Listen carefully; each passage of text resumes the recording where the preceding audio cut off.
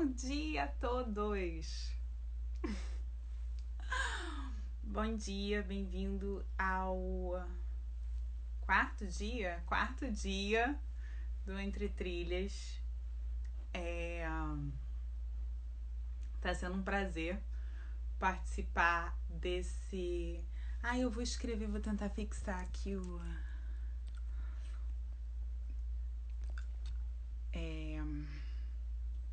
Galerias. Bom dia, Márcia. Bom dia, Aline. Galerias com Tomás Pacheco.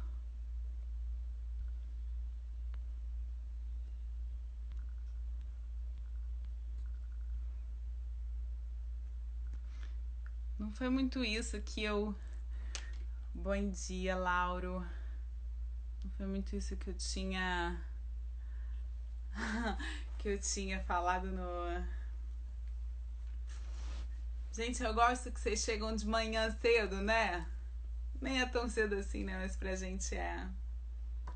Tomás, eu vou então chamar o Tomás. Bom dia, Ney! Ai, que delícia ter... Dormi com ele, acordei com ele.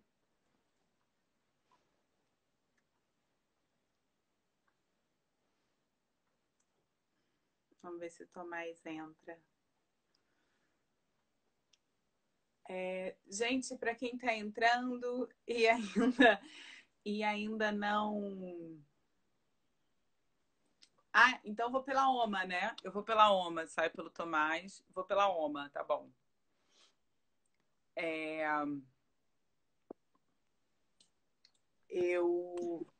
Bom dia! Bom dia! Você também deve estar morto, que você fez live ontem à noite. Que eu... Caiu. Normal. Calma. Opa. Tudo bem aí? Tudo. Você deve estar morto. Você fez live ontem à noite que eu vi. Eu fiz. Toda quarta-feira à noite a gente faz as lives da galeria, mas eu me divirto, meu. Pra mim não é trabalho nenhum, como eu adoro. O meu tá com problema de caída.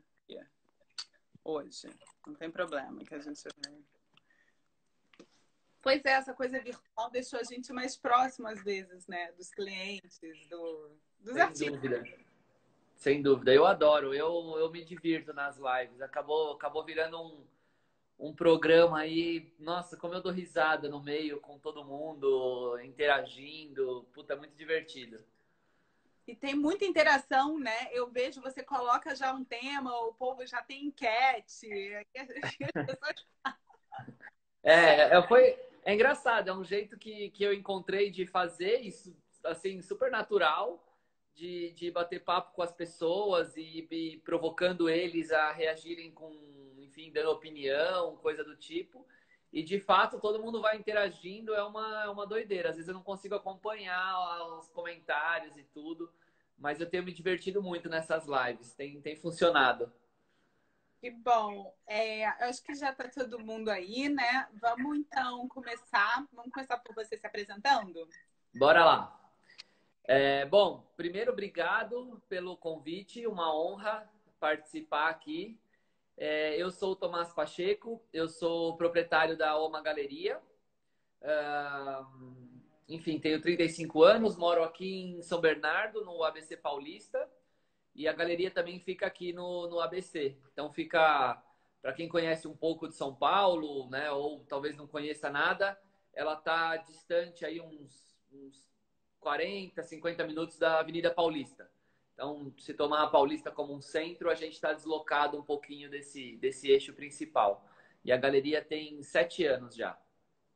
Nossa, passa rápido, né? Passa rápido, viu? Mas olha, meus cabelos brancos aqui não negam, viu? Tem 7 anos de galeria. É verdade. 7 anos árduos, né? É isso aí. Você é a única galeria contemporânea de São Bernardo? Nós somos a única galeria... Na verdade, há 7 anos, quando a gente nasceu, era a única galeria do ABC, não só de São Bernardo, do ABC todo.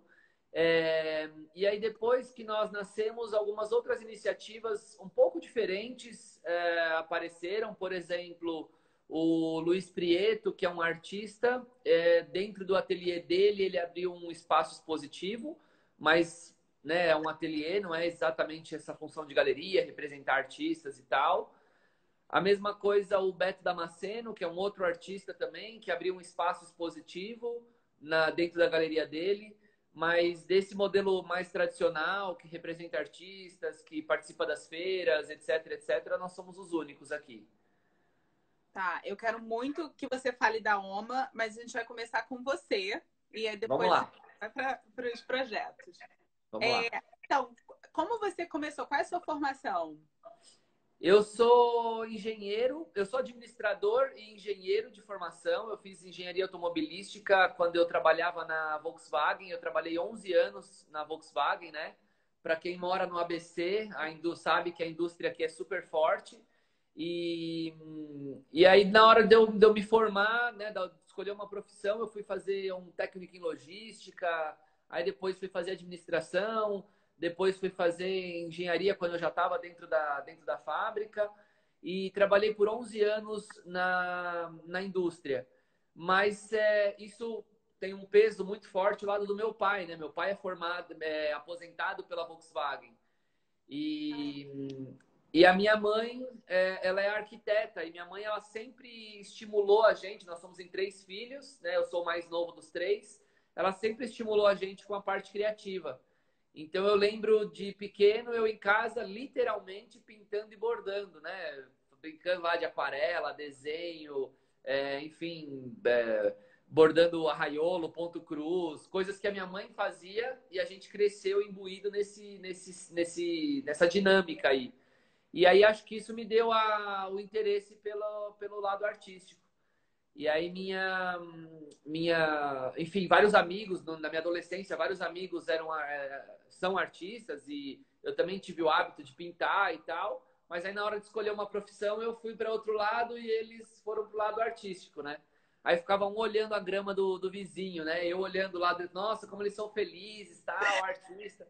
E eles olhando eu na Volkswagen, falando, nossa, como ele é feliz lá na Volkswagen, tem um emprego estável e tal. Então foi muito engraçado isso. E aí, em dado momento, deu aquele burnout, sabe?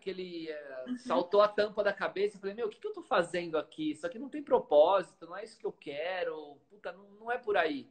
E aí que eu decidi empreender em algum segmento que eu gostasse. E aí foi quando eu comecei a fazer, há 7 anos atrás, paralelo, né? Eu tocava a galeria e a fábrica paralelo. Ah, E você aí tocava.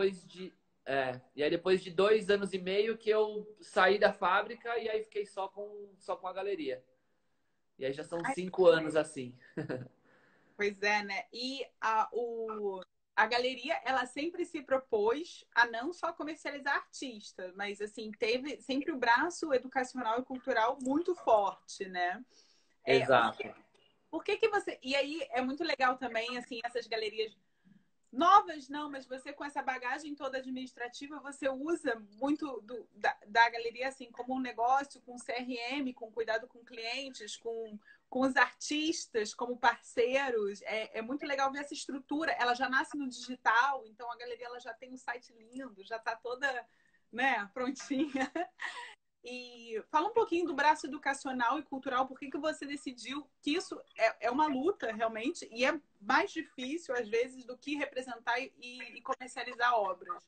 Conta um Sem pouquinho. dúvida. Como a gente está distante geograficamente desse eixo principal de circulação de arte, eu percebi desde o começo que eu precisava atuar de forma diferente. Não adiantava abrir a porta, esperar que as pessoas entrassem ávidas por comprar arte, porque isso não ia acontecer. E aí a forma de atuar diferente era um pouco é, formando um público consumidor, né? E um pouco gerando a circulação dos artistas dentro do espaço, porque eu entendi no plano de negócio, né? Esse lado administrativo, ele me ajuda muito a ter essa organização. E aí eu entendi a função dos artistas dentro desse espaço, o quanto eles eram importantes para validar o negócio, né? Enquanto instituição e tal. E aí bom, por um lado eu precisava da circulação dos artistas, por outro lado eu precisava formar público. E aí eu criei dois braços paralelos à Oma Galeria, né? Então a Oma Galeria, ela representa artistas e faz o comércio de obra de arte. Aí tem um segundo braço, que é o Oma Cultural, que ele faz uma série de atividades para os artistas especificamente, para que a gente tenha essa circulação, né? E não só a circulação física dos artistas ali, mas que gere um conteúdo de valor e que os artistas estejam ventilando o nome da galeria em outros lugares.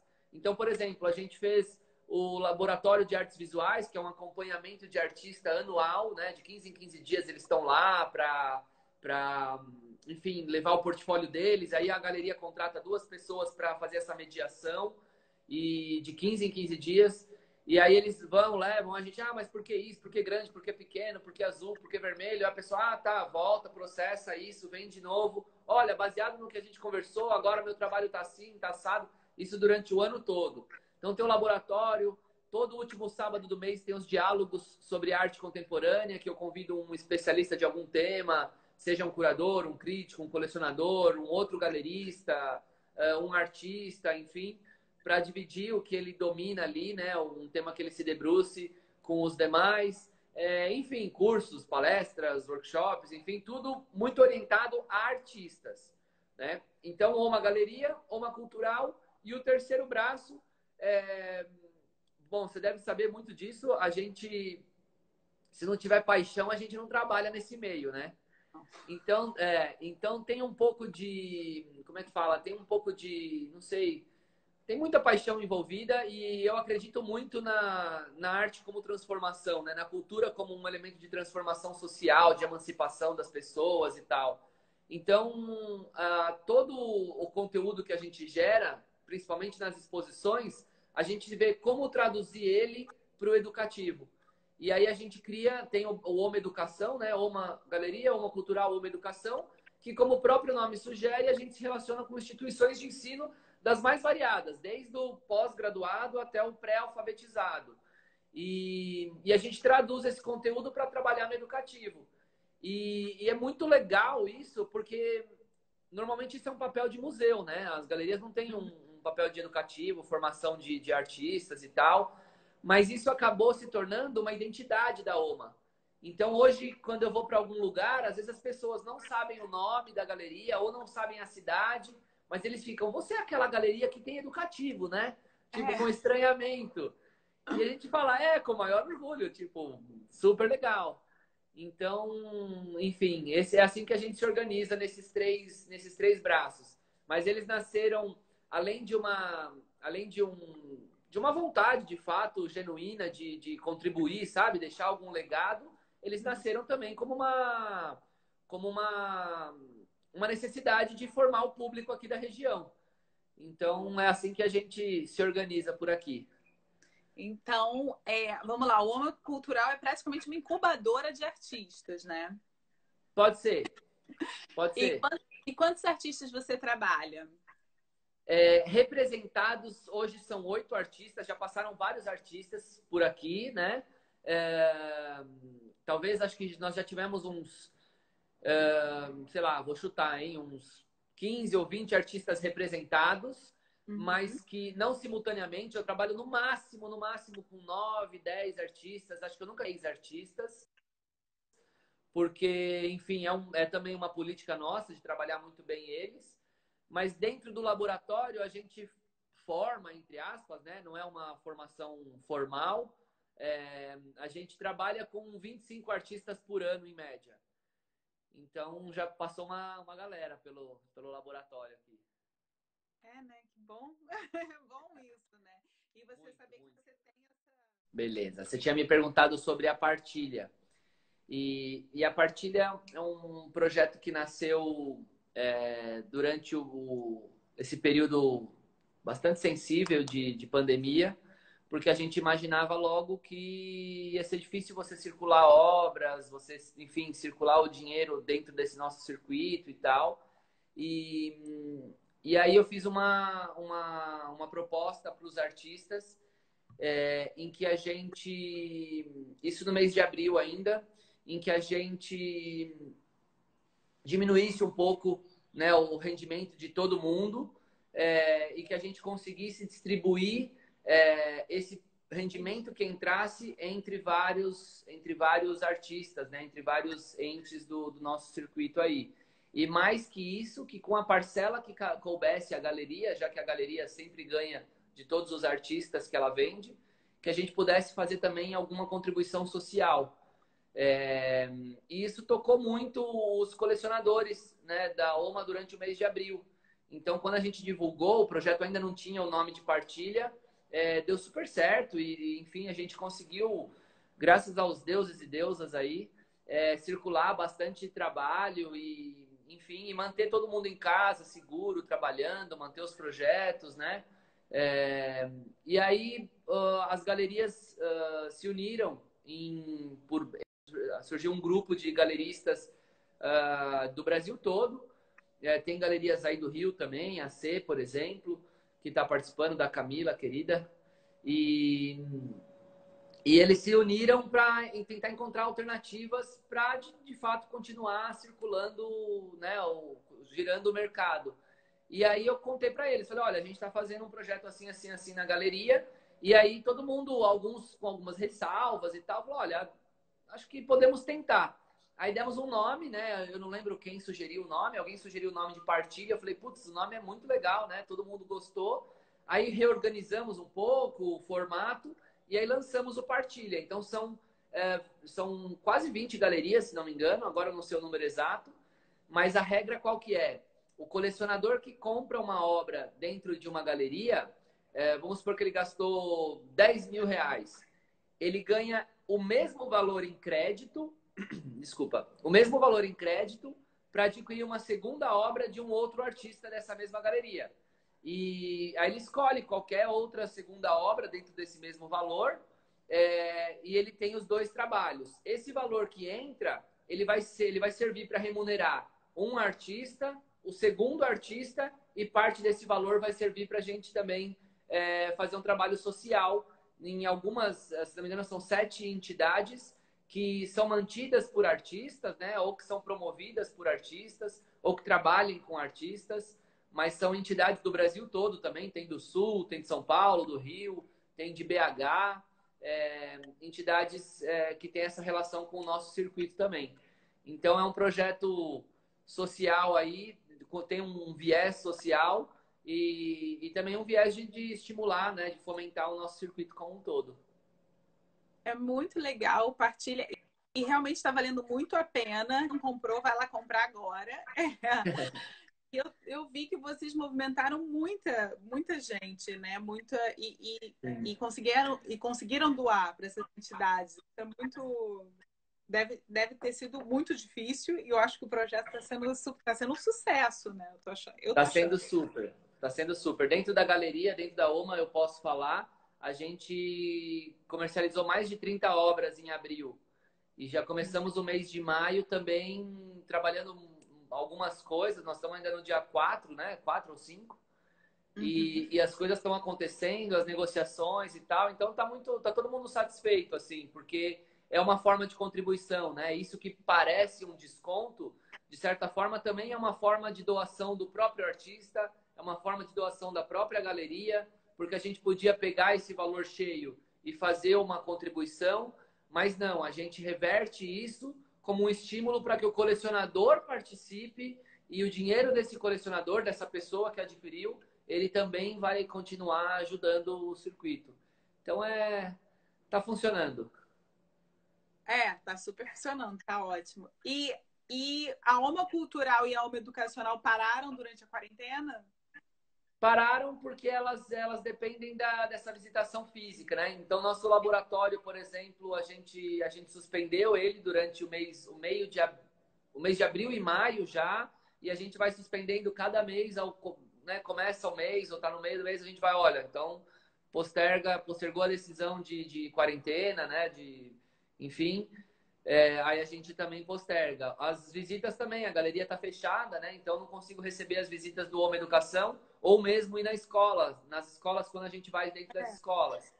Então tá tudo suspenso. Mas tem uma novidade aí do Home Educação nascendo e a gente está desenvolvendo. Daqui um pouco eu vou te contar em off aí para você ajudar Tá. a divulgar. Vamos divulgar, lógico. E todo mundo vai comprar na partilha, lá numa galeria, ou qualquer Todas as, galeria. todas as Galerias? galerias. São 17 galerias, se não me engano. Todas as É galerias. muita galeria, muita obra, dá para comprar, dá. É muita E coisa. quando é que foi sua primeira feira? Como é que foi fazer feira a primeira vez? Cara, a primeira feira foi em 2000 e... A galeria nasceu em 2013, eu acho que a primeira feira foi em 2015. Foi a Feira Parte, que ela suspendeu as atividades agora. Foi dentro de um shopping, dentro do Cidade Jardim. E foi uma coisa assim meio alucinante, assim, porque a feira é muito caro. Eu não sei se você... talvez você conheça, mas não sei se o público tem noção de como funciona uma feira, né? A feira a gente gasta lá, depende da feira, você gasta 20, 30, 40, 50, 60 mil reais para participar de uma feira. E quando você gasta esse valor, você vendeu um grandíssimo zero, né? Então, quer dizer, como a gente trabalha em linhas gerais, né? Vou dizer 50-50 com o artista, você precisa vender 120 mil reais para ficar com zero. Ao passo que se eu não sair da galeria e vender um trabalho de 2 mil reais, eu ganhei 1.000. Então, economicamente, a feira ela não vale a pena para as galerias. Mas ela tem uma questão de capital intangível, né? Da visibilidade e tal, do relacionamento com os colecionadores, que força a gente a participar desses eventos. Então, eu digo que a feira é um mal necessário, né? A feira não é uma vantagem, ela é um mal necessário. E aí a gente apostou, falou, olha, vamos lá, eu não sou filho de colecionadores, ou de marchands, ou de, enfim, de gente rica, né? A gente tem uma condição super estável, assim, mas, enfim, todo dinheiro aqui é muito suado. Então, de repente, dispor desse valor, né? A parte era uma feira um pouco mais acessível, mas ainda assim, 30 mil reais, eu não lembro quanto foi na época. Falei, pô, vai ser um Vai. quiprocó, um desafio. E a gente apostou. Então, beleza, vamos lá pra feira. Mas, Adriana, foi assim uma doideira. Foi uma doideira. A primeira feira, a gente vendeu assim um absurdo. E eu falei, meu, se toda feira for assim, eu não saio mais daqui, sabe? É, assim, em todos os aspectos, em termos de mídia, foi muito bem aceito a participação da galeria, a recepção dos colecionadores, a gente aumentou muito o nosso CRM, né?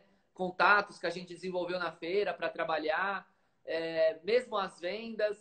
Então, desde a primeira foi muito bacana. Aí a gente falou, olha, agora acho que dá, né? E vamos apostar nisso. No nosso planejamento, as feiras começariam a partir do 5º ano de galeria.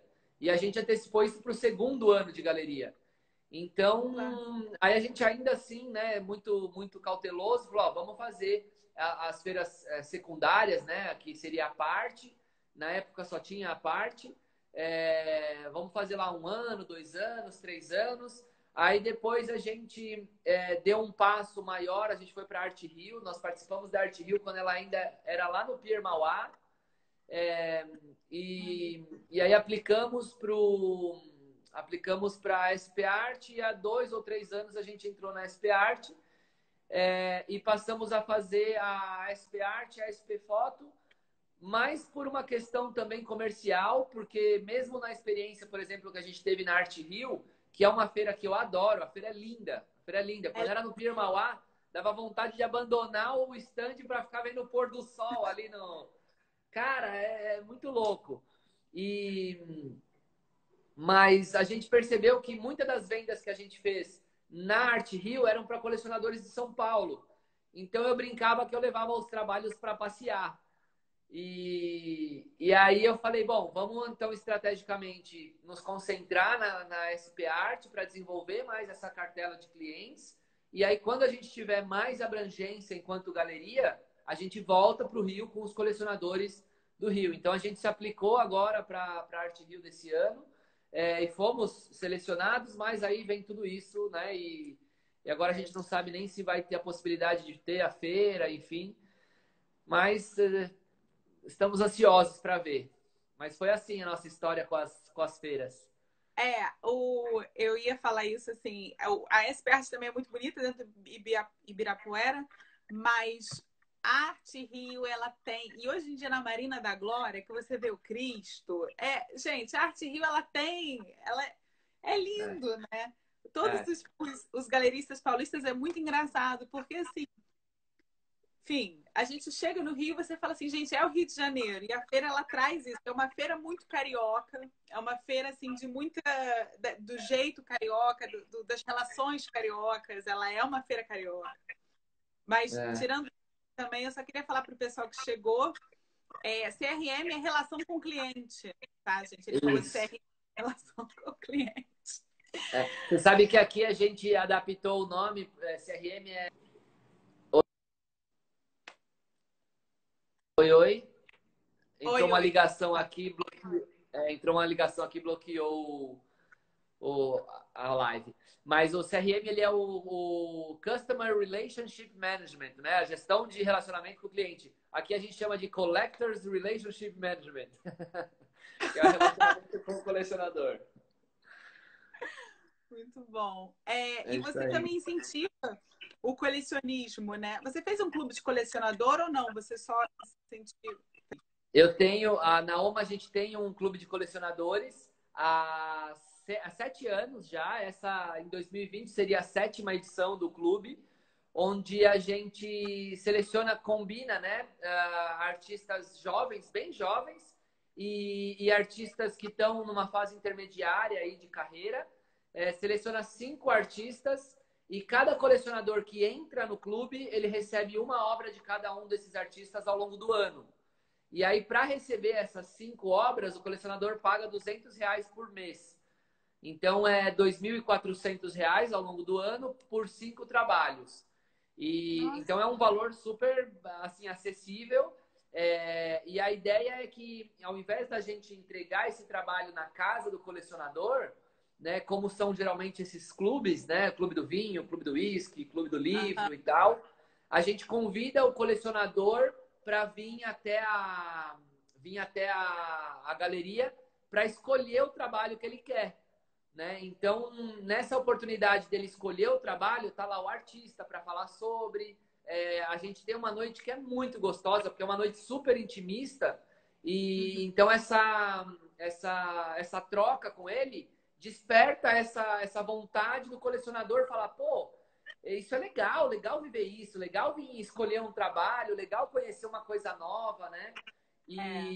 E aí, quem sabe, é uma nova pessoa que passa a colecionar também, passa, enfim. Então, é assim que funciona o nosso clube. Vou entrar nesse clube, hein? Quero ir aí também, fazer isso. Ih, Tem um art, pausou. tem um art advisor. A minha noiva, ela me chama de Forrest Gump das artes, né? Porque o que eu conto de história é uma doideira. E aí veio um advisor muito grande, muito respeitado ontem, o Simon Watson. Ele tem base em Nova York e aqui em São Paulo e ele é muito focado em arte brasileira. E aí ele veio ontem conhecer, já faz tempo que eu, né, tento essa relação com ele e tal. E ontem ele veio conhecer a galeria em caráter, né, de pandêmico aí, a gente tomando todos os cuidados, um daqui, outro ali, parece que a gente tem medo um do outro e tal. E aí ele veio conhecer a galeria e eu mostrando, entre os inúmeros artistas, projetos e coisas que a gente tem, eu mostrei o que vai ser, o que seria o clube desse ano, né? O clube. Ele ficou maravilhado. Ele falou: Meu, o que é isso? Isso é demais, esse projeto tal. E o clube É desse demais. ano, ele é um clube de vídeo. Então, o que a gente está entregando para as pessoas é um box, né? Um boxinho de vídeo com 5 vídeos ali dentro. Videoarte. E é uma Mas, mídia super difícil de vender. Aí sim, ele sim. falou assim, cara, você achou uma solução muito legal para esse vídeo e tal, não sei o quê. Aí ele, eu vou levar. Imagina, eu convidei o advisor para vir conhecer, para conhecer a galeria dos artistas e ele comprou uma edição do clube, né? Eu falei, olha, Ai, Simon, foi um 2 em 1 essa sua visita aqui, viu? eu também tô nesse clube, eu vou aí também comprar. Agora, Combinado. deixa eu te fazer uma pergunta. Como é que você procura? Eu acho que a relação com a galeria e com o artista, ela é essa relação assim de parceria e eu não digo casamento, mas uma parceria. Como é que você procura esses artistas? Adriana, Ó, não o Beto existe tem uma o única. vídeo. Calma aí, Beto, você tem vídeo da Oma? Tem um vídeo na coleção. É, o Beto é um colecionador incrível. O Beto é muito legal.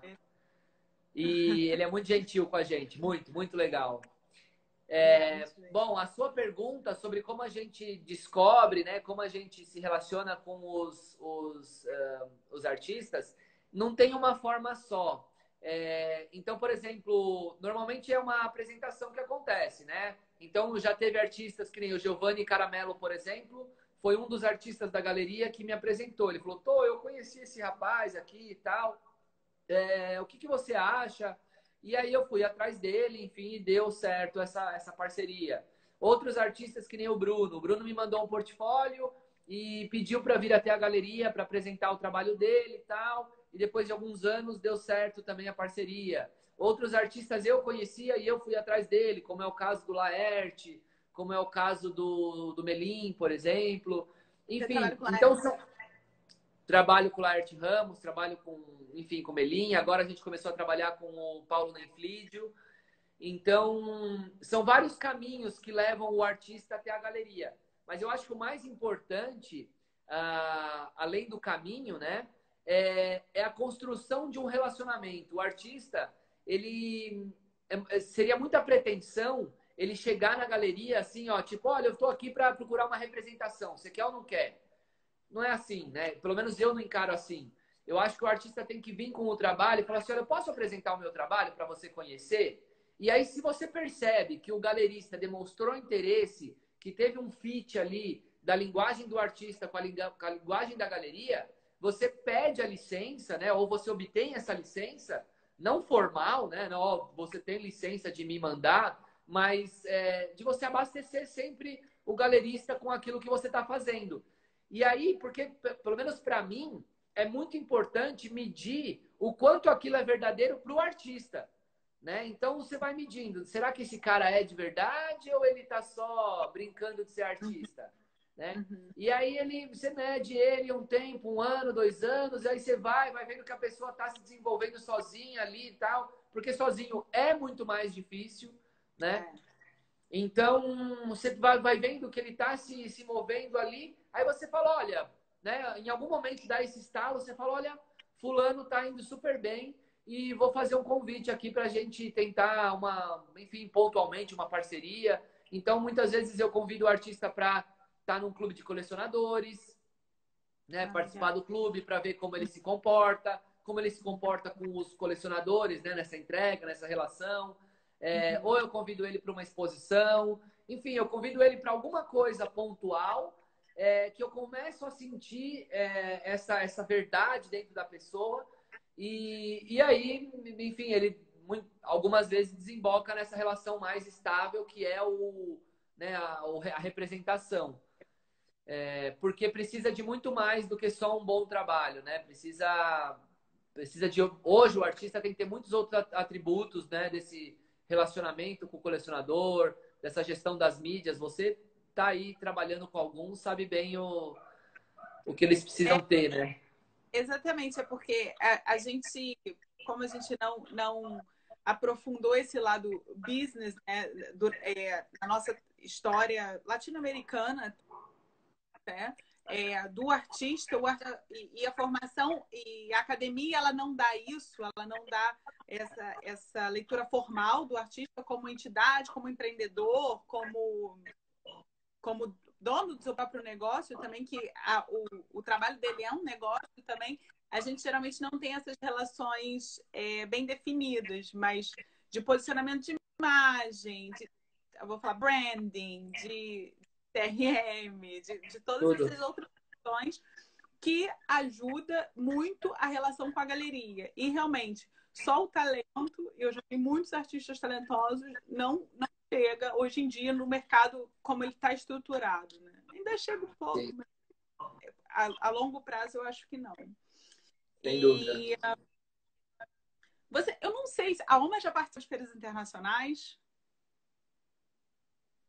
fora do Brasil? Não, nós temos ações internacionais, nós já fizemos exposições, Uhum. por exemplo, em Paris, na Alemanha, até na Bielorrússia, por exemplo. A gente tem colecionadores internacionais, mas nunca participamos de feira.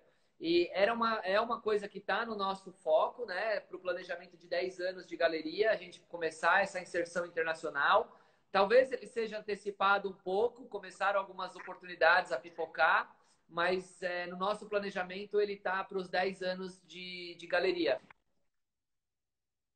Tá, muito bom. Então, você lembra da primeira obra que você vendeu? Deixa eu pensar um minuto, mas eu acho que eu lembro da primeira obra que eu vendi. É, a primeira exposição que eu fiz foi do Felipe Bertarelli, que é um fotógrafo, a inauguração da galeria, e a gente não vendeu nenhum trabalho na exposição dele. Era a primeira exposição, inauguração da galeria. Aí depois, para a segunda exposição, foi Poéticas do Feito à Mão, isso em 2013. E na Poéticas do Feito à Mão, eu vendi um trabalho do Tiago Toys. Era um políptico de 5 peças, se não me engano, uma maior e 3 menores. E a gente vendeu, acho que as 3 menores, alguma coisa assim.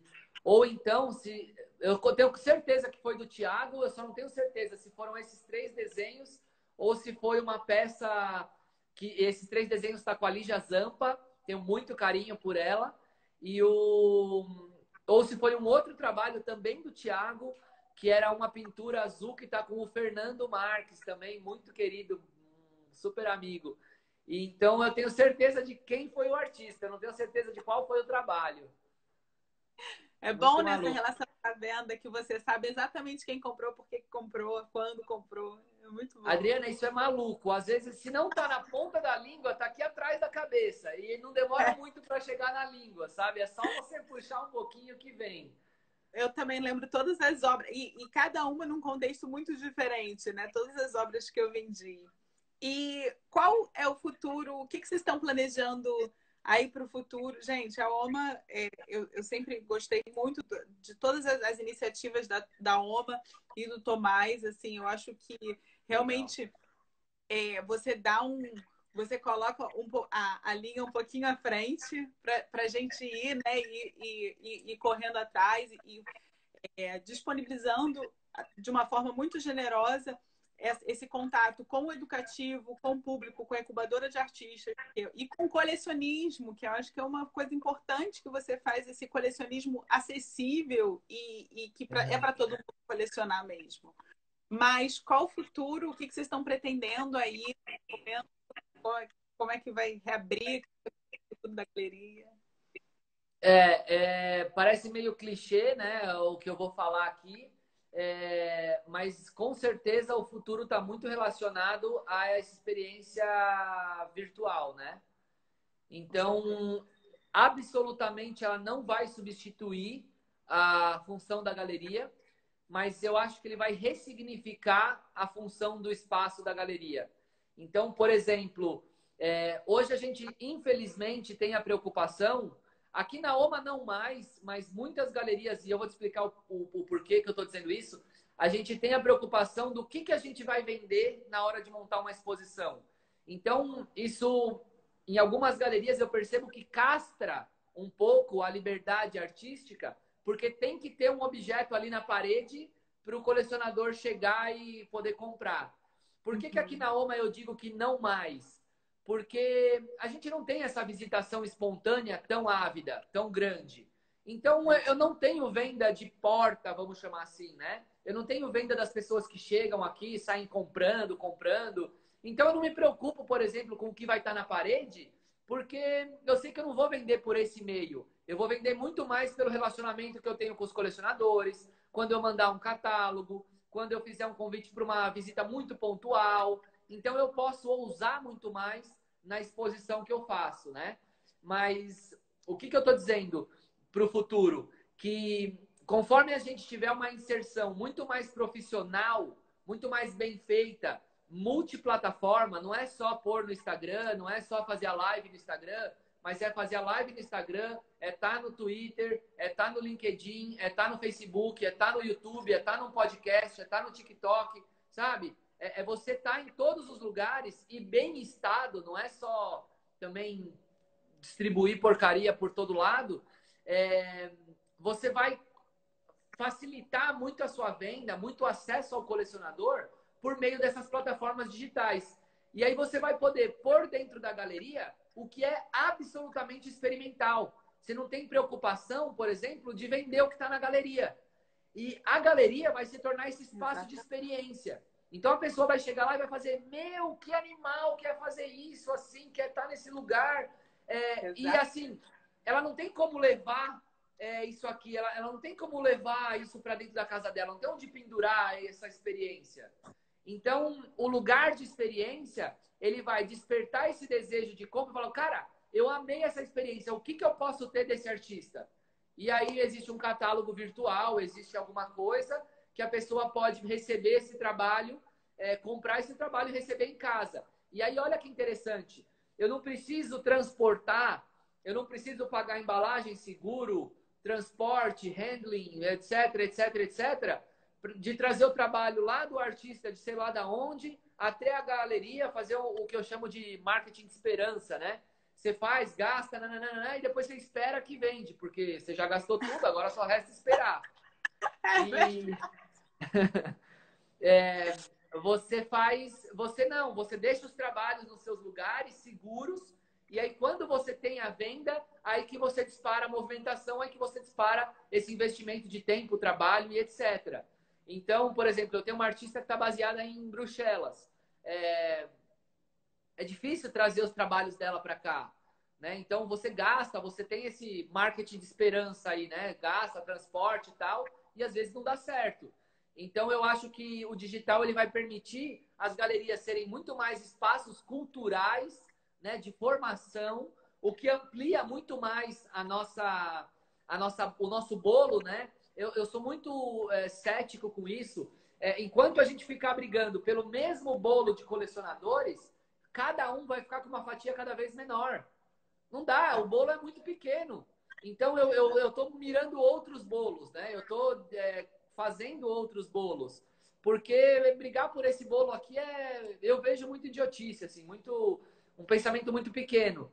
Então, por isso que a gente começou agora, né? E é difícil, não é fácil, né? Falar é muito fácil, mas a prática é bem complicada. Mas a gente começou agora com o podcast, as lives a gente já faz há bastante tempo, não de forma contínua, agora a gente está fazendo de forma contínua. Então é o Instagram, é o podcast, é o Facebook, é o YouTube. O Tom comentou aqui que ele está ansioso para ver o TikTok. Cara, não perca por esperar, Tom. Não perca. Porque... Cara, eu só tenho o meu nome lá no TikTok. Eu ainda não fiz também, mas o TikTok vai ser um desafio, uma dificuldade, porque o nosso tema é um tema denso. E a gente vê que o TikTok, ele não necessariamente ele é denso. Ele é uma coisa mais de diversão, mais de... e aí, cara, se vira. O trabalho é como você traduz esse seu assunto para a linguagem do TikTok. Não vai forçar a barra, não vai tentar transformar o seu TikTok num conversa com Gabi, sabe? Tipo, não dá para ser uma coisa séria, porque não vai colar. Aí você não vai entender por que seu TikTok não cresce, sabe? Então eu acho que a gente tem que se adaptar ao que a mídia está proposta, né? Ao que aquela plataforma está proposta. E aí sim, você vai dando pílulas de conteúdo ali dentro daquela linguagem. E aí você, né, vai desdobrando para outros lugares, vai tentando. Depois você leva as pessoas para drogas mais pesadas, né? Exatamente. Mas é o que eu faço. E aí eu sei que você já tem o podcast e é meio que eu faço eu tenho um canal no Telegram onde eu boto as informações aqui e no Telegram eu dou mais densidade, eu pego mais que aí eu já sei que o pessoal tá lá e tá entendendo, entendeu? Porque assim, eles querem, né? Exatamente, porque no Instagram acaba que você fala para todo mundo um pouco e assim, você não sabe, é quase uma sobremesa, né? E lá eu acho que é o jantar mesmo, assim, uma coisa... Boa metáfora, eu não tinha escutado essa ainda. Mas eu acho super importante esse local da galeria, ainda mais com as nossas políticas públicas, assim, esse local da galeria como experiência. E eu acho que o digital realmente ele vai deixar a galeria ter mais experimento e o digital ficar nessa de uma forma assim mais palatável, né? E a galeria é esse momento de experiência com a arte e de sensações, né? Eu gosto É. muito dessa ideia também. Eu acredito É, muito e o digital, mas a gente tem que pensar digital, né? Porque as pessoas hoje, da forma como elas estão fazendo, e a gente também faz assim, e eu não estou satisfeito com essa forma como a gente está fazendo, a gente monta tudo e depois tira uma foto 3D e aí manda uma foto 3D. Isso não é digital, sabe? Isso é não, virtualizar o real. Tipo, não faz exatamente. sentido ser assim, sabe? Então a gente tem que pensar digital. E aí tem uma outra novidade também, que a cabeça aqui tá funcionando. Logo eu te furo aí também, te dou esse furo aí para você ajudar a divulgar. Muito bom. Bom, gente, eu queria primeiro agradecer muito, Tomás. Gente, maravilhosa essa conversa e ansiosa. Falar que a OMA, toda quarta-feira, às 9 horas da noite, tem. Os papos são interessantíssimos, são engraçadíssimos, é com ele. A interação é ótima. E o Partilha, né, que está aí rolando e que é um projeto super legal com várias galerias, são 17, né, galerias. 17 E galerias. vai lá ver, entra na OMA, fala com o Tomás. Tomás é super acessível, é só mandar um DM para ele. Hoje vai receber um monte de DM. Não tem problema, eu respondo todos. Talvez não na velocidade que as pessoas esperam, mas eu respondo todos, sem dúvida. Isso. E muito obrigado por você estar aqui e ter essa conversa. Sempre é muito bom falar com você. Imagina, obrigado você. Foi um prazer. É sempre divertido falar sobre esse assunto. A gente fala do coração, então, nossa, eu passaria o dia todo falando sobre isso. Mas obrigado mesmo. Espero que a gente possa aí, depois desse período bastante sensível que a gente está vivendo, tá juntos e celebrar, de fazer. Mas vai passar e Exatamente. sairemos mais fortes dessa. Voltou. Me escuta aí? Não?